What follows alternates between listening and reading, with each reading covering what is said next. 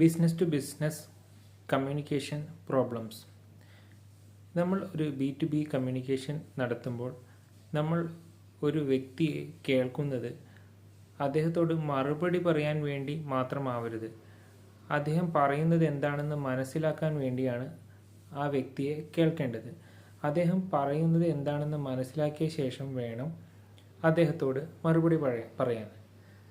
അതുപോലെ തന്നെ സംസാരിക്കുന്നതിൻ്റെ ഇടയിൽ കയറി ഒരിക്കലും സംസാരിക്കാൻ പാടില്ല.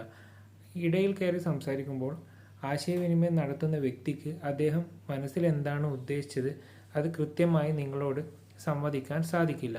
അതുകൊണ്ട് B2B കമ്മ്യൂണിക്കേഷൻ നടത്തുമ്പോൾ ആദ്യം നിങ്ങളുടെ ഓപ്പോസിറ്റ് വ്യക്തി സംസാരിക്കുകയാണെങ്കിൽ അദ്ദേഹം സംസാരിച്ച് കംപ്ലീറ്റ് ചെയ്യാൻ നിങ്ങൾ ടൈം കൊടുക്കുക.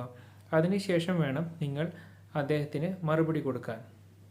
ഇങ്ങനെ വരുമ്പോൾ കമ്മ്യൂണിക്കേഷൻ എഫക്റ്റീവ് ആകുന്നു. ഒരു B2B റിലേഷൻഷിപ്പ് ഫോം ചെയ്യുന്നതിന് ഒരു എഫക്റ്റീവായുള്ള കമ്മ്യൂണിക്കേഷൻ അത്യാവശ്യമാണ്.